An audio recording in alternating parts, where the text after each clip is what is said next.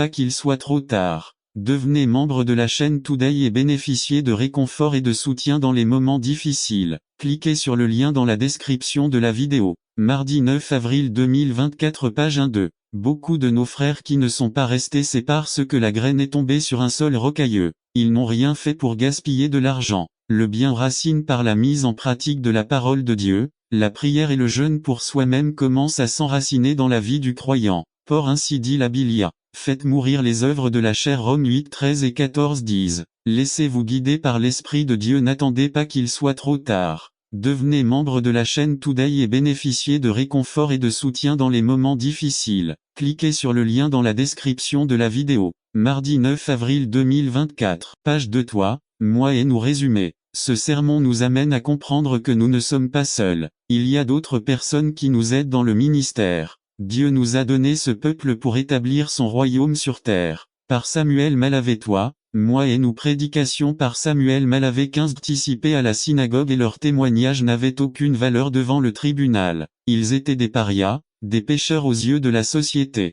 Zachée n'était pas n'importe quel publicain. Il était en charge d'autres collecteurs d'impôts. Il a reconnu que, même s'il n'avait rien fait de mal, quelqu'un avait probablement été volé sous son autorité. Mais Jésus avait l'habitude d'aller vers ceux qui avaient le plus besoin de lui. Si j'étais ici aujourd'hui, je pense que je travaillerais avec des toxicomanes, des prostituées et des alcooliques. Il faut aussi garder à l'esprit qu'accueillir quelqu'un chez soi, s'asseoir à table avec lui, était un acte qui avait beaucoup de sens dans cette culture. On ne fournissait pas seulement de la nourriture, vous exprimiez votre soutien à leurs idées et créiez un lien avec cette personne. Le fait que Jésus mangeait et buvait avec les pécheurs était très significatif, et son entourage s'en est rendu compte. Mais Jésus n'a jamais laissé les critiques l'empêcher de faire le bien. Zachée, après avoir rencontré Jésus face à face, décide de changer de vie. La première chose qu'il propose est de donner la moitié de sa richesse. Les rabbins conseillaient de ne pas donner plus de 20% de ses biens,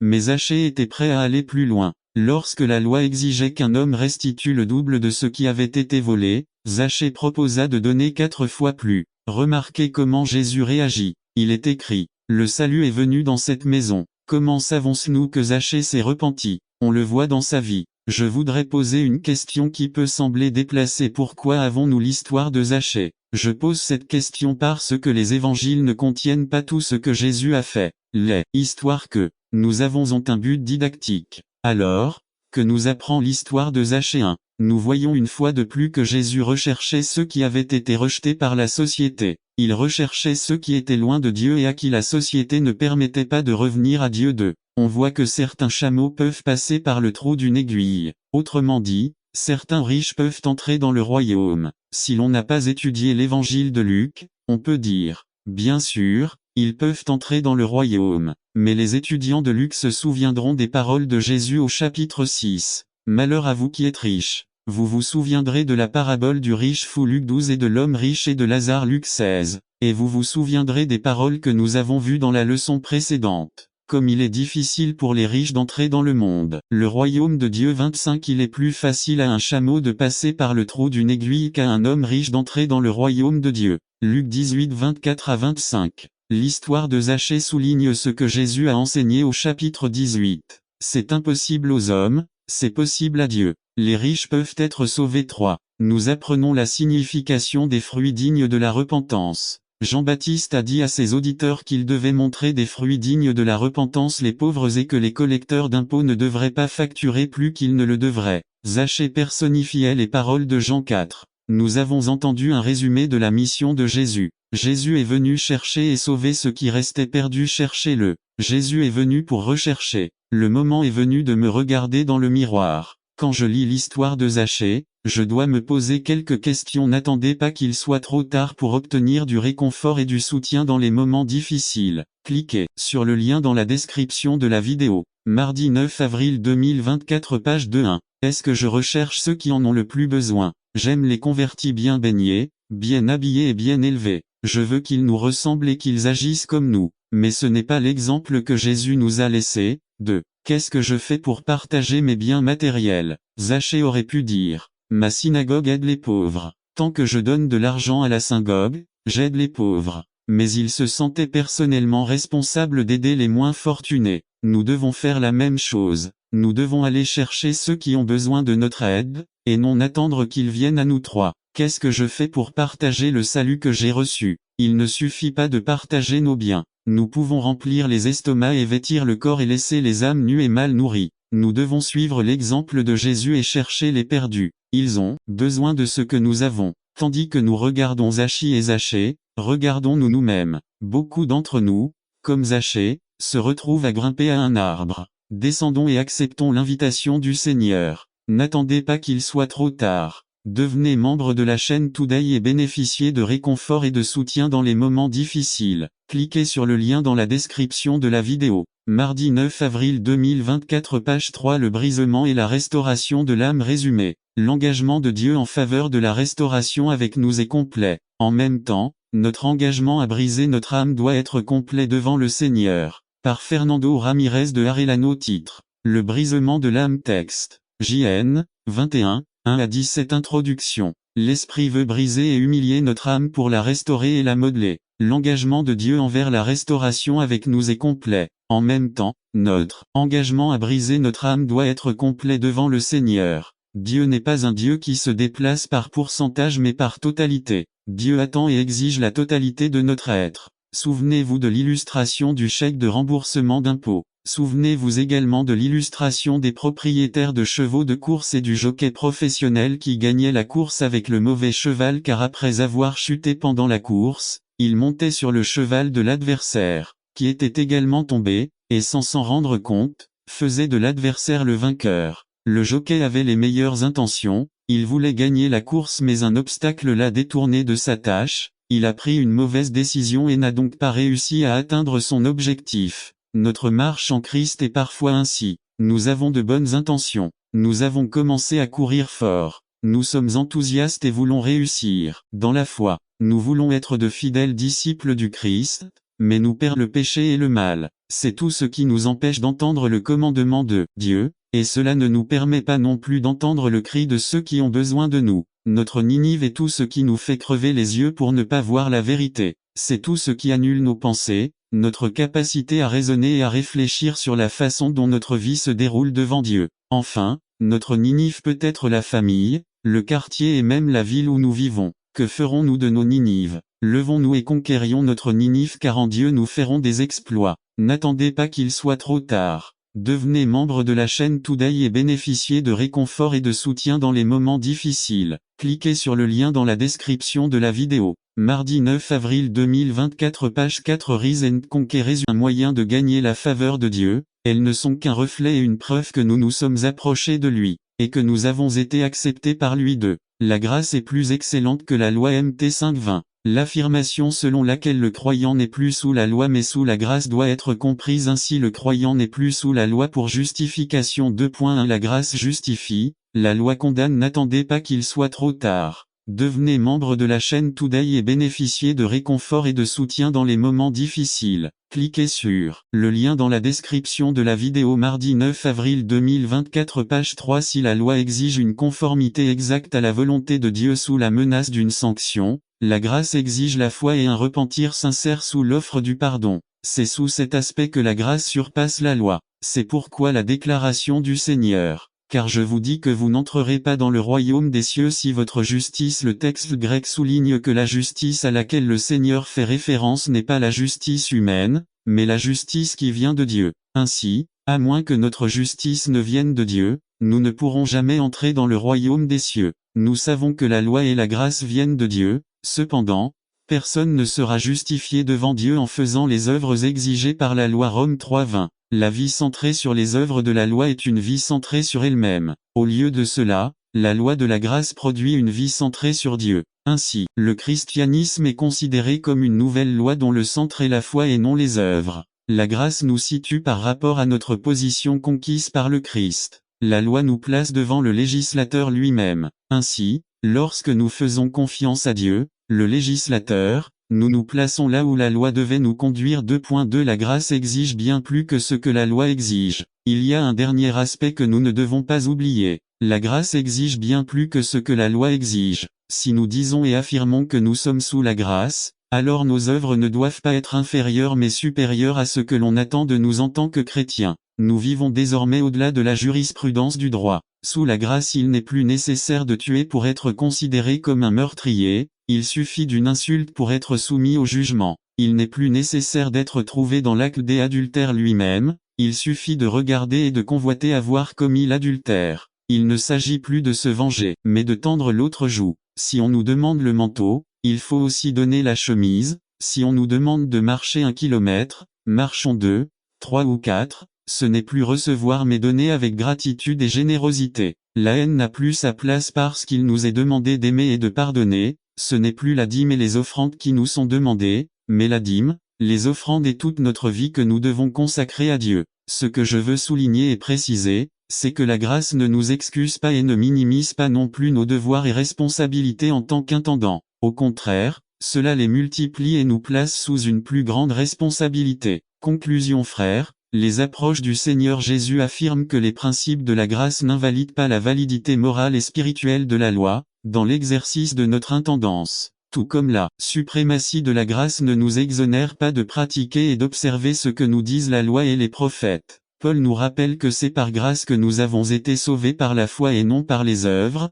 de sorte qu'aucun de nous n'a de quoi se vanter devant Dieu. De même, il nous exhorte à pratiquer les bonnes œuvres que Dieu nous a préparées d'avance. Église baptiste de Bethel, 21 octobre 2001, pour célébrer la campagne annuelle d'intendance. N'attendez pas qu'il soit trop tard. Devenez membre de la chaîne Today et bénéficiez de réconfort et de soutien dans les moments difficiles. Cliquez sur le lien dans la description de la vidéo mardi 9 avril 2024 page 4. Vous souhaitez vendre votre propriété. Résumé. Dieu a béni nos vies avec des choses merveilleuses et belles, comme la famille. Mais il y a quelqu'un qui est très intéressé à voler, d'une manière ou d'une autre, ce que Dieu a mis entre nos mains. S'il ne peut pas vous le voler, il essaiera de vous l'acheter. Une question. Le voyez-vous par Alberto Sanchez. Voulez-vous vendre votre domaine? Passage biblique 1 R, 21 à 3 objectifs. Que les auditeurs apprécient ce que Dieu leur a donné, et le conservent à tout prix. Je veux les emmener dans un endroit dans les vallées de Jézréel,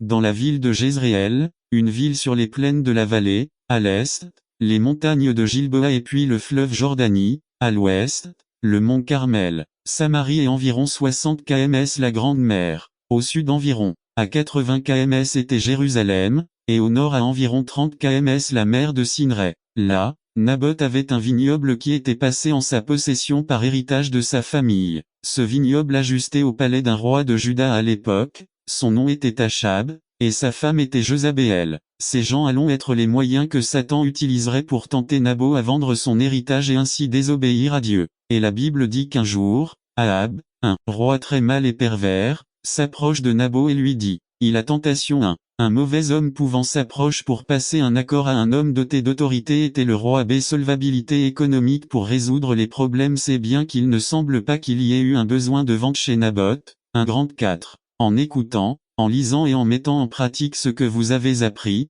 que dit Jésus à propos de cette personne? Matthieu 7 24 à 25. C'est pourquoi quiconque entend ces paroles et les met en pratique sera comme un homme sage qui a bâti sa maison sur le roc et la pluie tombait, les torrents arrivaient, les vents soufflaient et frappaient cette maison mais il n'est pas tombé, parce qu'il était fondé sur le rocher 5. Pour Jésus, comme pour Jacques, entendre et lire sont importants, mais le plus important est de mettre en pratique ce que nous avons appris. Nous entendons la parole de Dieu dire tu ne tueras pas, tu n'auras pas d'autre Dieu devant moi. Souviens-toi, fait du jour du sabbat. Nous obéissons à cela parce que ce sont les commandements de Dieu 6. D'un autre côté, nous entendons soyez prompts à entendre, lents à parler, lents à vous mettre en colère, rejetez toute saleté et tout mal de votre vie. Nous ne considérons pas cela comme un commandement de Dieu mais comme un buffet biblique. Je le choisis si je le veux, si je ne l'aime pas, je le laisse. B. James transmet son message en se concentrant sur un point négatif et l'autre positif. 1. Négatif, la nature de la personne qui refuse de mettre en pratique ce qu'elle entend ou lit. 1 23 à 24. Car si quelqu'un écoute le mot, et non celui qui agit, est semblable à un homme qui regarde son visage naturel dans un miroir car après s'être regardé n'attendez pas qu'il soit trop tard. Devenez membre de la chaîne Today et bénéficiez de réconfort et de soutien dans les moments difficiles. Cliquez sur le lien dans la description de la vidéo. Mardi 9 avril 2024 page 3. Bien-aimés, Soyons honnêtes et sincères avec nous-mêmes et admettons que les réprimandes, les exhortations et même les mesures disciplinaires drastiques ne fonctionnent parfois pas, mais semblent plutôt mettre davantage de rébellion dans le cœur des enfants. C'est là que nous devons prier comme Josaphat lorsqu'il faisait face à de grandes difficultés. Il a prié en disant, « Nous ne savons pas quoi faire. Nous avons placé notre espoir en vous. 2 Chroniques 20, 12. Et c'est la grande vérité, il n'y a rien entre nos mains et dans nos efforts que nous puissions faire pour détourner nos enfants de leur rébellion, à part prier, puisque seul le Saint-Esprit peut les convaincre de leur erreur et de leur péché de rébellion. Nous devons faire confiance et nous reposer en Dieu et en sa puissance. Et comme ce Père dans l'histoire que le Seigneur nous a racontée dans Luc 15 11 à 31, nous devons attendre que Dieu fasse l'œuvre et alors seulement pouvons-nous dire mon fils était mort, mais maintenant il est revenu à la vie.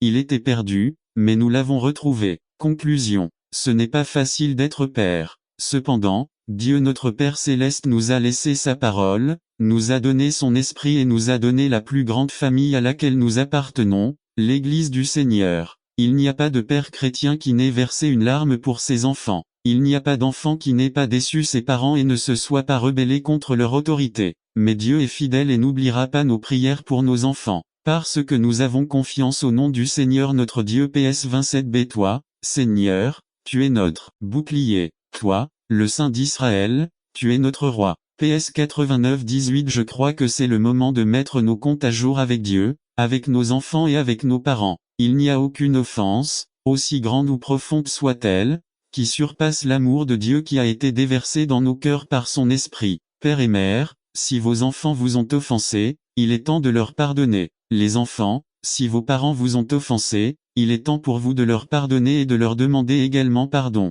Cet après-midi, avant de consacrer nos enfants à Dieu, laissons Dieu être celui qui guérit et restaure nos vies. Prions et demandons au Seigneur, parents et enfants, pardon pour nos péchés. Église baptiste de Bethel, 26 mai 2002. N'attendez pas qu'il soit trop tard. Devenez membre de la chaîne Today et bénéficiez de réconfort et de soutien dans les moments difficiles. Cliquez sur le lien dans la description de la vidéo mardi 9 avril 2024. Page 4. Comment prier pour nos enfants. Partie 1. Résumé. En tant que parents, nous avons la responsabilité de prier pour nos enfants à toutes les étapes de leur vie. Par Fernando Ocampo. Titre. Comment prier pour nos enfants. Partie 1. Texte. Psaume 127, 1 Samuel 1, 1 à 11, 19 à 18. Objectif. Que les auditeurs mettent en pratique la dynamique de la prière pour leurs enfants. Introduction. Beaucoup d'entre nous ont sûrement entendu divers sermons sur le thème de la prière. Nous savons sûrement tout ici comment élever des prières de louange, de gratitude,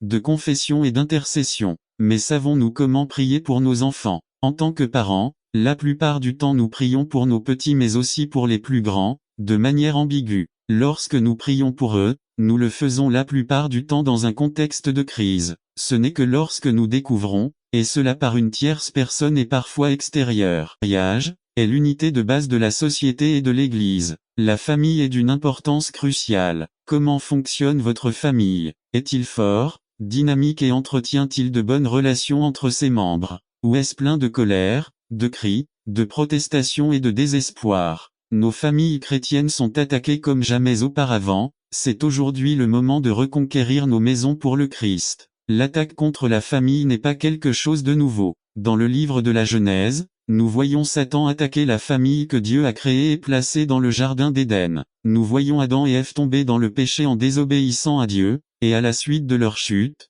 leur fils Caïn a également péché, tuant son frère Abel. Genèse 4:8. Satan n'a pas changé sa stratégie. Il est le père de tous les mensonges, un trompeur qui ne supporte pas la vérité. Leur objectif est de nous diviser et ainsi de triompher, nous faisant souvent penser que le péché n'est pas si grave, en le déguisant. Lisez 2 Corinthiens 11:14. Maintenant, laissez-moi vous montrer quelques-uns des champs de bataille dans lesquels nos familles sont impliquées. 1. Renaissance humaniste. Acte 17-23. Le système scolaire dit aux enfants, il n'y a pas de restera, tandis que le faible perdra, mourra et être exterminé. B. Dévoué à rester ferme pour Dieu. 1. Rester ferme et être différent est difficile, mais avec l'aide de Dieu nous serons victorieux. Je peux tout faire par Christ. C'est consacré pour le temps de souffrance pour le Seigneur. 1. La persécution, peut-être pas des coups de fouet physiques mais des coups de fouet moraux comme les moqueries, les critiques ou les commérages. 2 Tim 3, 2 Car il y aura des hommes qui aiment eux-mêmes et aiment l'argent. Ils seront vaniteux,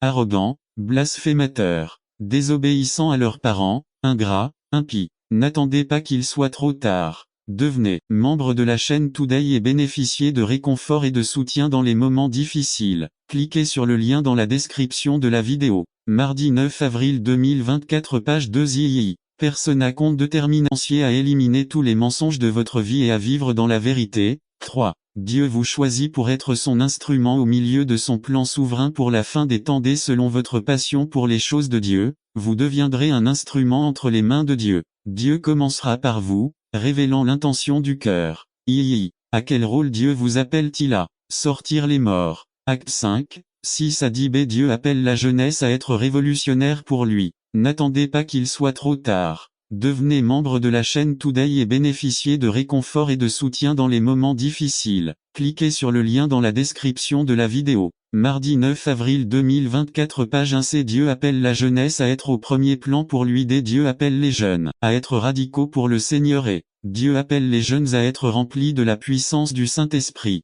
Dieu appelle les jeunes à manifester une crainte respectueuse de Dieu. Dieu appelle les jeunes à être ceux qui transforment leur foyer. Dieu appelle la jeunesse à transformer sa ville, sa nation. 1. Dieu appelle les jeunes à être ceux qui transforment son église religieuse en une église de relation. Conclusion. Dieu en ce moment appelle les jeunes à évaluer le niveau de leur passion pour les choses du Seigneur, car c'est cette jeunesse que Dieu utilisera pour faire ressortir les morts. Religion morte, tradition morte, programme mort, musique morte, vieilles idées mortes. Dieu veut utiliser une jeunesse passionnée pour restaurer l'apostolique dans l'Église, le prophétique dans l'Église. Dieu cherche des jeunes avec une passion intense qui ne permettent pas que le feu s'éteigne au milieu de l'autel, que le feu ne s'éteigne pas dans leur vie. Jeune homme, en ce jour, Dieu te dit de fortifier tes bras, de fortifier tes dos, de préparer les civières, de préparer les ambulances, de préparer les camions lourds, car le moment est venu d'enlever les morts du milieu de l'Église.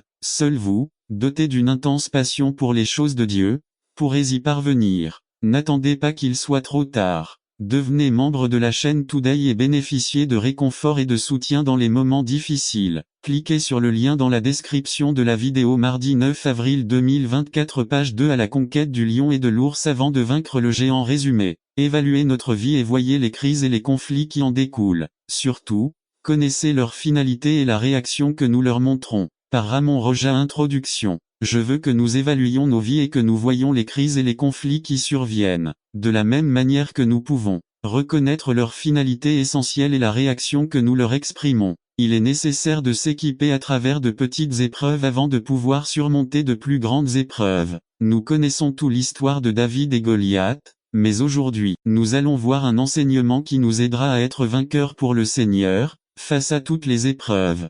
Analysons David. David venait de paître les brebis de son père. Parce que ses frères étaient en guerre. David a manifesté le cœur d'un guerrier et il l'a manifesté en prenant soin des moutons de son père. David avait une confiance et une sécurité totale, qui venaient de son Dieu. 2. Analysons le lion et l'ours. Nous pouvons tous deux dire que ce sont des animaux féroces. Son objectif principal est de se nourrir des animaux faibles et sans défense. Ce qui est effrayant chez ces bêtes, c'est leur rugissement. C'est leur arme principale pour créer peur et confusion chez leurs victimes. Face aux deux animaux, David a eu le courage de se battre avec eux et de les vaincre.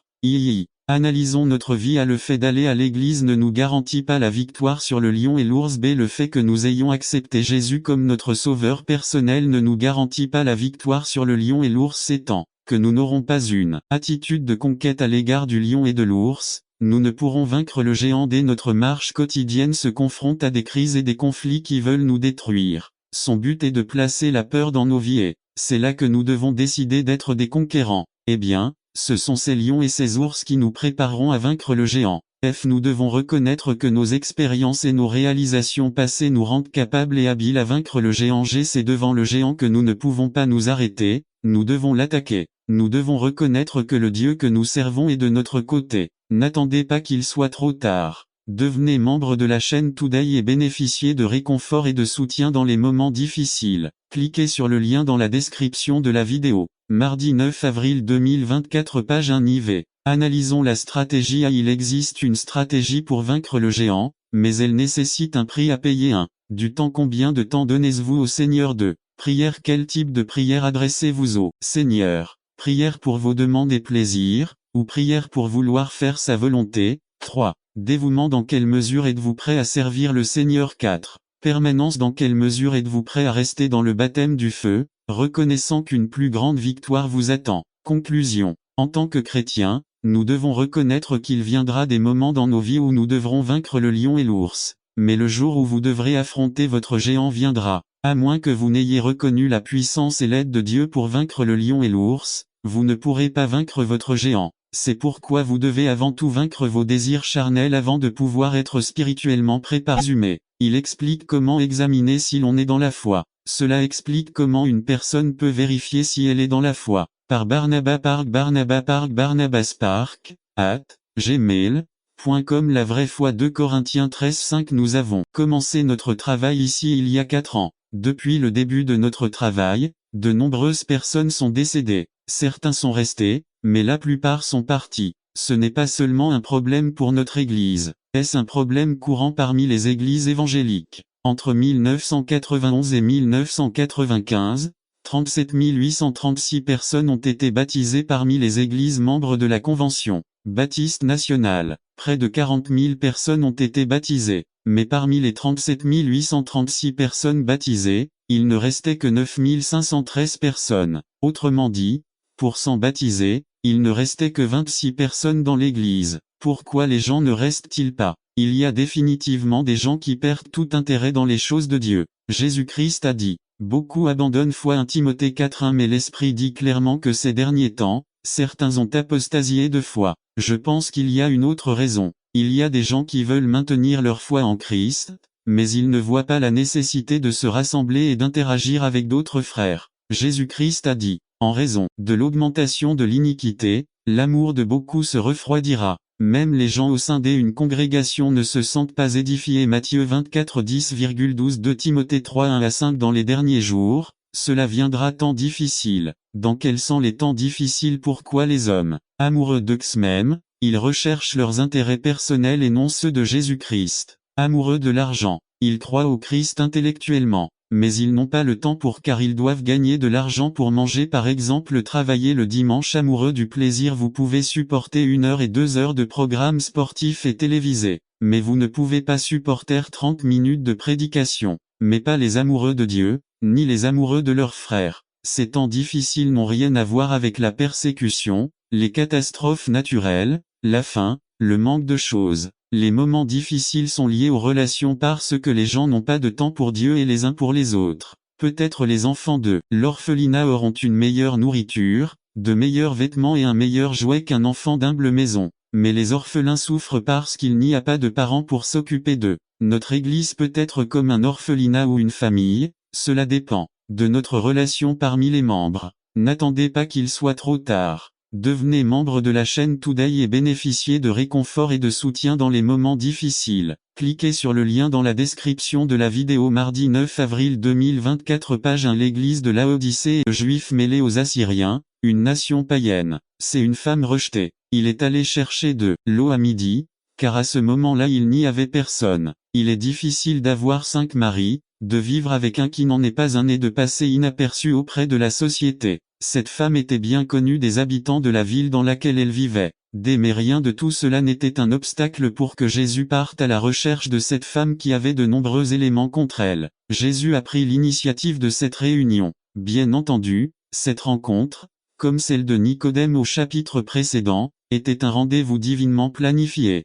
Cette femme était dans ses projets, il lui fallait passer par la Samarie. Il n'y a aucune barrière, aucun obstacle qui l'arrête ou le détourne de sa mission rédemptrice. Application 1. Ésaïe 53:6. Nous tous, comme des brebis, nous sommes égarés, chacun de nous s'est tourné vers sa propre voie. Nous nous éloignons tous des voies de Dieu. Romains 3:10-12. Comme il est écrit, il n'y a pas de juste, pas même un seul. 11. Il n'y a personne qui comprenne, il n'y a personne qui cherche Dieu. 12. Ils se sont tous détournés, ils sont devenus inutiles ensemble. Il n'y a personne qui fait le bien, il n'y en a même pas un d'eux. Nous avons choisi notre propre destin et notre propre chemin. Nous sommes comme des moutons qui s'éloignent du vrai chemin et chacun suit son propre chemin à décider comment gérer notre argent, notre carrière, nos affaires, notre vie amoureuse, notre santé, notre avenir, etc. 4. Mais comme il est bon que le Seigneur ait décidé qu'il lui fallait aller dans notre direction veut faire, il le fait. Psaume 115, 3. Notre Dieu est au ciel, obtenez du réconfort et du soutien dans les moments difficiles. Cliquez sur le lien dans la description de la vidéo mardi 9 avril 2024.